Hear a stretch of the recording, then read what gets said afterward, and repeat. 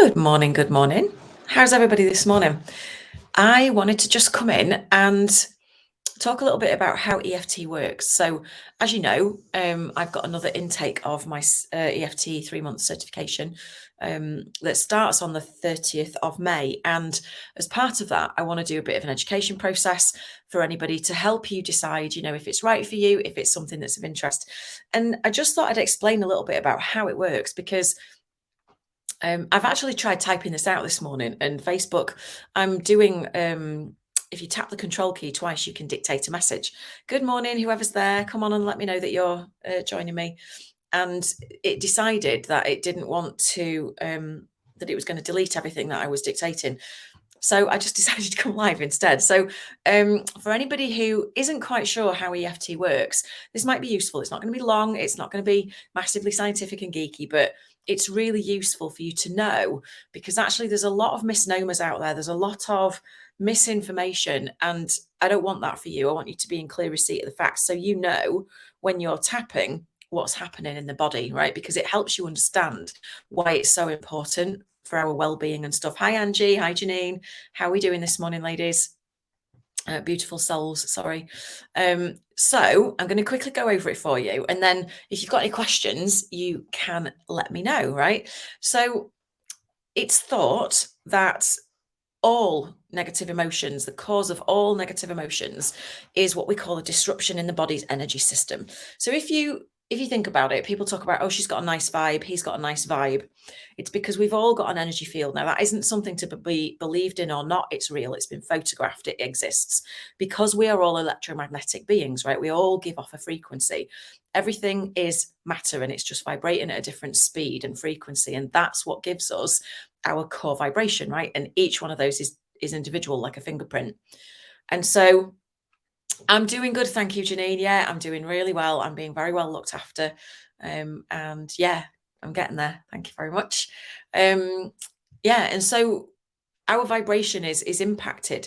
This electromagnetic signal, this vibration that we have, our aura, if you like, it's almost like, if you think about it, it's like a sensory field. And it's, if you know, cats have whiskers, right? They feel their way, and anything on the ends of their whiskers alerts them either they're in a too small a space, or something's not right, or there's a change in the wind, or it's that kind of thing, right? But in a different way. So it's like a sensory field, and any sort of disruption to that energy field, our aura, if you like, it can cause a disruption in our body's energy system. And there is a connection between traumatic memories and negative emotions, right? So if something that happened to us can create a negative emotion and therefore a negative response in the body, the clench, the tightness. Hi, Wendy. Hey, Vicky. Hi, Christine. How are you, darling? And in fact, it is only when the body's energy system is disrupted or blocked that it causes problems in the body. So if you look at chakras and all of the really old medicine, that actually is a precursor to everything that we do, without going too into detail, basically that disruption can be felt at the outside. As it moves in and doesn't get dealt with, it ends up manifesting in the physical body. That's just how it works, right? And so if there isn't a disruption in the energy system, the body's energy field, then negative emotions can't occur. They only really occur because of disruptions like trauma, like things happening, experiences, interventions, accidents, things like that. So some people are, get bothered, but this is why some people get bothered by memories and others not necessarily, because some people, it's like a shock to the system, and other people not so much, right? And so some people have a tendency for their energy systems to become unbalanced when memories happen, and others don't. And it, a lot of the time it's whether we got to deal with it at the time or not. And emotions can be a bit of a mystery, as we know, right? So if you look at that thing, that all negative emotion is a disruption in the body's energy system, the cause of the disruption is that, any disruption that comes through the body's energy system and then impacts the body, kind of like impacts the smooth flow of energy or chi around the body. Again, these meridian pathways have been photographed. They are real. It's not something that you need to believe in or not. It's just like flicking the light switch on, right? We don't question that the electricity is there. We can't see it, but it's there. It's the same difference. But these have actually been, if you want to look up Kirlian photography, you'll see what I mean. And so if there is a shock that disturbs the body in some way, so an event, an accident, an argument, something like that, even if it's just words, it shocks the body. And if your body can't prepare itself for that shock and then deal with it, it doesn't have time to use its regular coping mechanism, right? Of checking and regulating and balancing, which is what you're set up to do, right? That's what your amygdala is looking for all the time. Are we safe? Are we safe? If not, run away or turn around and fight or whatever. That's what it's all about, right? Keeping you safe. And if it doesn't have the chance to prepare in that way, and it's a sudden shock that you couldn't prepare for and couldn't deal with, then it has to rely on its emergency response. And if that is a stored memory, which it usually is because it might need that as a reference point in the future, then that memory stays there until we can process it again, or it can be triggered and released, which is what the deeper work is about, right? But then that memory, as you'll see me doing this, when I explain EFT, memories can get fragmented sometimes. They sit in a certain part of the brain, and when we think about something over and over again, or however many times, so say like if you're telling the same story over and over again of how somebody upset you or something happened, you're getting a flash of a memory. Okay, it's too fast probably to see it, but that flash of a memory has a neural pathway that leads to the body. Hi Jacqueline, how are you doing? Hi everybody. And it gives rise to that clench, that anger, that whatever that emotion is brought on by that memory. Okay, and that's what causes the feeling in the body and the emotions. Now, when you tap and you calm down the amygdala, you calm down the cortisol and the adrenaline that's been pumped around because your brain thinks it's going through that same thing again, or it's happening in real time. When you're dealing with these memories, you're actually dissolving that neural pathway to that flash of a memory, so it can't trigger you in the same way, right? So, and the thing about that is there's different things that can trigger a memory. So there's all your different senses. So when you're working with upsetting memories and things, you have to go systematically, and tapping is great for that because we can ask you to recall different senses and how it, if you had a traffic accident, for example, what did you hear, what did you see, what did you smell, what could you feel, all of those things, right? And all of those things will have a different fraction of the memory that we can clear, so that the memory of that accident doesn't have to trigger you again, right? And so there's lots of different ways that EFT works. One of them, obviously, I've said we're electromagnetic beings.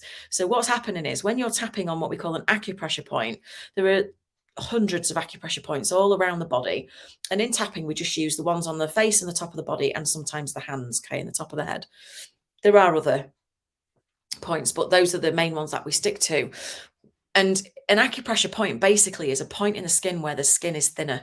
So there's less what we call impedance to the electromagnetic flow of the signal across the skin to the amygdala to say, it's all good, you're fine. You're not going to die, which is basically what the amygdala is thinking. Are we going to die if this happens all the time, right? And so when you're tapping, you're sending a signal across the skin to the amygdala to say everything's fine. Within about 90 seconds to 2 minutes, it starts to stem the flow of unnecessary cortisol and adrenaline around the body. And then it also starts to release serotonin and dopamine around the body to calm you, to make you feel calmer and more relaxed again, okay, and to combat the cortisol and the adrenaline and the whatever. It also slows down your brain waves, because when we're in, things are going on and either we're in danger or we're recalling a time when something was dangerous or it upset us, or we're busy even, our brain waves speed up, right? And tapping slows down the brain waves. When we're stressed as well, our prefrontal cortex, our thinking brain, goes offline basically, and because everything that we've got in our body is geared to fight, flight, or freeze, right? So when we tap and we slow all these body processes down, we come back into relaxation mode. The prefrontal cortex comes back online as well. So you might feel more clear-headed. You're able to make better decisions, clearer decisions. You're able to be more creative and also as well, and think more clearly. And you can also connect to your intuition a lot better, right? So all of these things that happen as part of the body's natural protective system, they kick in a lot if we're constantly, especially if we've got memories that are sort of flashing up whenever we talk about it. It helps us to let those go, to dissolve the neural pathways to those memories, so those memories can't trigger us repeatedly anymore. And in the same vein, if it's real time, if something's happening to you, you're feeling panicky, something's going off, It helps us to feel calm in the moment and to deal with what's going on. Now, if you think about that in your everyday life, right, who doesn't have stuff going on that they could really do with a calm, measured approach, right? An ability to make good decisions. And also, if you're in the creative, if you work for yourself like me, you have to have access to your creative mind. You have to get your left and right side of your brain working at the same time, which is what it does when it's reconsolidating memories, when you're dealing with stuff. And you have to be in a position where you can connect to your intuition, to your creativity. And all of that is helped with tapping. So he's weighing in with his two penneth. So it is a really useful tool. Now, there's a lot of different research out there that it's woo-woo and it's not proven or whatever. That's a load of rubbish, right? So there have been, well, it's not a load of rubbish. It used to be like that at one point in time, right? So I'm going to put a link in the comments of this underneath this live. If you're interested, you can go and have a look at some research about this. Now, maybe that's a bit too in-depth for you, and that's fine. But over the next month or so, I'm going to be dropping more information about this technique because it's changed my life, right? I was incredibly shy and insecure and had very low self-esteem. And okay, that doesn't mean that now I think I'm perfect and everything's fixed and everything's wonderful. But I've got an amazing tool. I feel solid in who I am and all the rest of it. And it really helps on so many levels. And if you would, if you're looking to either train in this to work as an EFT practitioner or to bring it into your existing therapy to help your clients get deeper, faster results, it's really, really useful for you as a therapist, a coach, a healer. So I'm going to be talking about this a lot more. And I'm hoping that this is really useful for you. I would love it if you'd drop any questions in the comments below. Let me know if this was helpful to you. I am going to pop a comment to a link to some research in there as well, so you can have a bit of a read, or you can just scan, because there's tons and tons and tons of medical research been done now about emotional freedom technique, and it is actually starting to be accepted in the NHS. Reiki is accepted in the NHS already, right? So that just gives you some comparison. So that's all I wanted to tell you for now. That's how EFT works. I'm going to be talking another day tomorrow, I think, about what it helps with, what you can get, use it to help you with. And I'll leave a little teaser here. It can work on anything from emotions, beliefs, things you say to yourself, negative self-talk, physical pain and chronic conditions, mindset, and all of that good stuff. It can literally help across the board, and also future preparation and new behavior generation for, so they can use it in sports fields or training and coaching and developing skills, right? So there's nothing it really can't help with. It's fantastic. And I'm going to show that to you over the next few weeks or so. So I hope that was useful. Kelly Massey, this is what I was telling you about. Oh, bless you, Alison. Thank you for that. I did a course after watching Emma. Fantastic. Wonderful. Thank you for that, Alison. Much appreciated. So if anybody is looking to train, my 3-month certification is starting on the 30th of May on the new moon, so that we can set our intention together. And the reason I train it over 3 months is because I believe that it's my passion to give you the training and the coaching and the mentoring to make sure that you are confident going out of the gates, so that once you've done your exam and your case studies, you feel confident.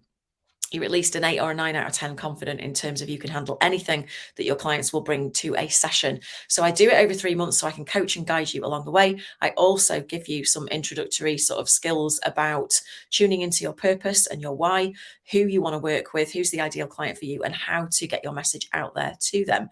So it's a little bit different in that respect. If you are interested, put EFT training in the comments. I'll also drop you a link, or you can direct message me and set up a time to chat about it. Okay, so have a wonderful day, whatever it is you're doing. I'm going to do the daily tap today around 12 noon. So that will be on my Facebook page at Inner Smile Coach. And then I'm going to go over to Instagram and do the same. Okay, so if you want a sample of this, watch out for the daily tap around 12 noon today. Otherwise, have a great day, and I'll see you again tomorrow. Take care. Bye for now.